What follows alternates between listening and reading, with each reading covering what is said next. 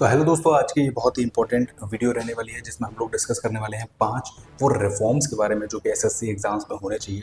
बीते काफ़ी समय से एसएससी एग्जाम्स काफ़ी ज़्यादा टॉपिक में रहे हैं, काफ़ी ज़्यादा हॉट टॉपिक रहा है कि एसएससी एग्जाम्स में बदलाव होना चाहिए, बिल्कुल होना चाहिए। कि मतलब पता ही नहीं चल रहा है यहाँ पर कि एमटीएस का लेवल क्या है, सीएचएसएल का लेवल क्या है, सीजीएल का लेवल क्या है, इनके प्री का लेवल क्या है, मेंस का लेवल क्या है। कुछ भी क्वेश्चन किसी में भी पूछा जा रहा है, कितनी भी नॉर्मलाइजेशन हो रही है, क्या क्राइटेरिया है नॉर्मलाइजेशन का, ये नहीं पता चल पा रहा है, जिसकी वजह से काफ़ी सारे लोगों के काफ़ी ज़्यादा मार्क्स आने के बाद भी उनको नौकरी नहीं मिल पा रही है। तो आज हम उन 5 रिफॉर्म्स के बारे में बात करेंगे। और रिसेंटली मीटिंग भी हुई थी ये जो एसएससी के चेयरमैन थे उनसे, स्टूडेंट्स की और टीचर्स की, तो जिसमें ये बताया था, उन्होंने रिफॉर्म्स के बारे में बात किया था, जिस पर उनके चेयरमैन का सबका ये कहना था कि हम इन चीज़ों पर काम कर रहे हैं, कुछ तो हो जाएंगी, कुछ का कहना मुश्किल है, आप लोग कोर्ट से इसका ऑर्डर लेकर आइए। तो आज हम बात करते हैं वो 5 रिफॉर्म्स के बारे में जो जरूर होने चाहिए हर एक स्टूडेंट के। देखो, सबसे पहला है कि फाइनल आंसर की आनी चाहिए, मार्क्स आने चाहिए before the post preference and final result. देखो, मेरे हिसाब से तो ये फाइनल रिजल्ट, फाइनल आंसर की जैसी कोई चीज़ नहीं होनी चाहिए। एग्जाम जो है ना वो 1 डे और 1 शिफ्ट में होना चाहिए, जिससे कि इस चीज़ की नौबत ही ना आए कि कोई फाइनल आंसर की निकालनी है। और देखो, रॉन्ग आंसर बिल्कुल भी नहीं होने चाहिए। रॉन्ग जो क्वेश्चंस है ना, सॉरी, वो बिल्कुल भी नहीं होने चाहिए। बिल्कुल एकदम एक प्रूफ रीडर लगा लो ना, आप एक प्रूफ रीडर लगा लो, वो आपको क्वेश्चन सही सही सेलेक्ट करके दे देगा। लेकिन अगर बाद में मान लो गलत हो जाते हैं, तो मेरे हिसाब से सोल्यूशन वो हो सकता है जो यहाँ पर यूपीएससी या फिर स्टेट पीसीएस वगैरह जो है ना वो अपनाते हैं, वो बहुत ही बेस्ट सोल्यूशन होता है।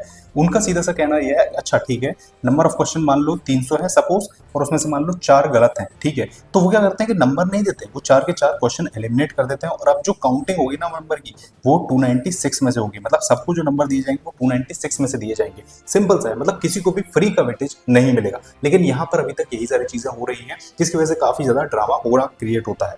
अच्छा, बात करेंगे दूसरे के बारे में, तो देखो सिंपल सा वही है कि जो मेंस का एग्जाम है, चाहे एसएससी का कोई भी एग्जाम हो, वो सिंगल शिफ्ट में होना चाहिए, जिससे कि नॉर्मलाइजेशन का इशू भी कम किया जाए। और देखो, जो प्री का है ना, उसकी भी शिफ्ट कम करनी चाहिए। अभी जो है वो 36 शिफ्ट में एक पेपर कंप्लीट होता है।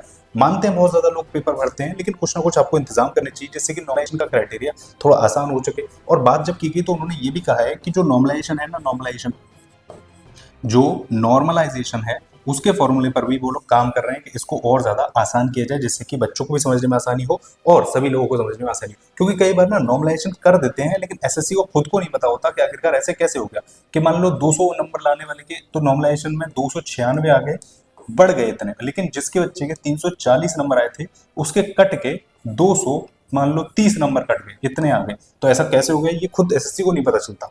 अच्छा, अगले अगर हम बात करें तो देखो, अगला जो होना चाहिए ना, वो होना चाहिए कि जो स्टैंडर्डाइजेशन है क्वेश्चन पेपर्स का, बिल्कुल ये तो बिल्कुल बढ़ना चाहिए। मतलब कई सारे ऐसे क्वेश्चन पूछ लिए जाते हैं जिनका कोई भी रेलिवेंस नहीं होता है यहाँ पर, लेकिन फिर भी पूछे जाते हैं, और आखिरकार बच्चा उससे सफर करता है, बहुत ज्यादा परेशान होता है। और कुछ तो लेवल ऐसा है कि मेंस के लेवल में आपसे पूछ लिया जाएगा कि 1+1+1+2+2+2 ये पूछ लिया जाएगा। ये मेंस लायक ही नहीं है क्वेश्चन, वो भी सीजीएल के, जहां पर आप लोग दे रहे हो 4600 ग्रेड पे की ऑफिसर लेवल की जॉब।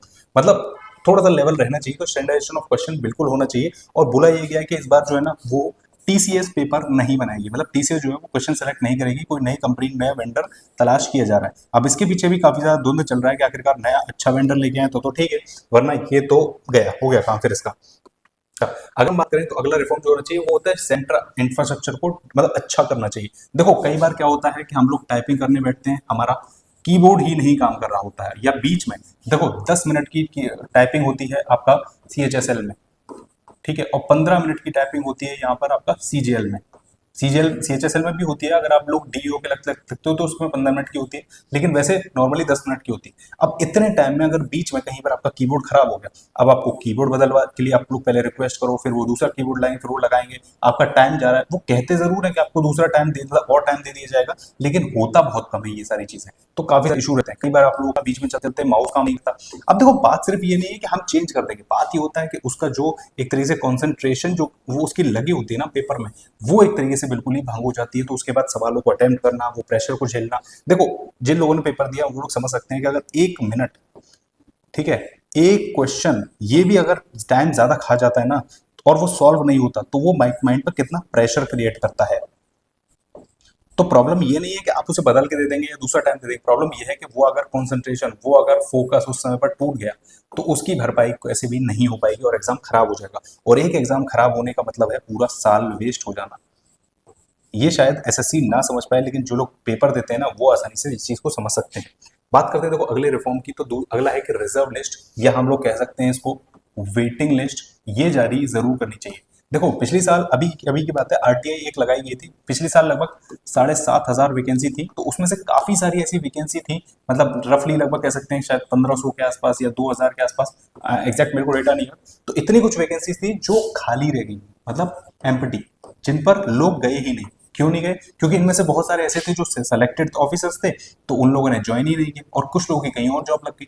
तो वो नौकरियां जिन लोगों का लास्ट अटेम्प्ट था ना, लास्ट अटेम्प्ट, उनको दी जा सकती थी, या फिर जो सच में मतलब जिन लोगों ने पढ़ाई की थी, जो एक नंबर से रह गए, आधे नंबर से रह गए, तो उन लोगों को ये नौकरियां दे दी जा सकती थी, जिससे कि उन लोगों को दिक्कत नहीं होती। मतलब अगर आप लोग नहीं पता तो देखो यूपीएससी भी वेटिंग लिस्ट निकालती है, बैंक भी वेटिंग लिस्ट निकालती है, मतलब उस साल की नौकरी उसी साल में उन्हीं बच्चों को देके खत्म कर दी जाए, क्योंकि उन्होंने बहुत मेहनत करके वो यहाँ तक आए हैं, प्रीलिम्स पास करना, मेंस पास करना, इंटरव्यू पास करना, तो उसको क्यों दोबारा मेहनत करवाई जाए, जबकि वो सिर्फ एक या आधे नंबर से या 1.5 नंबर से 2 नंबर से जितने से भी रह गया, वो डिपेंड कर सकता है कि आप लोग किस तरीके से रिजर्व लिस्ट निकालते हो।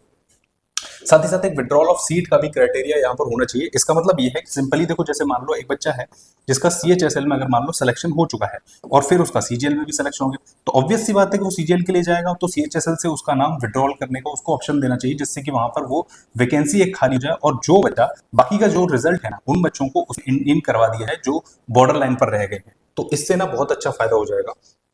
तो देखो ये थे 5 जो रिफॉर्म थे ना, उनके बारे में हम लोगों ने बात की। अगर आप लोगों को लगता है कि कोई और रिफॉर्म भी होने चाहिए, तो आप लोग नीचे कमेंट में उनको बता सकते हैं, हम लोग उनके बारे में भी डिस्कस जरूर करेंगे।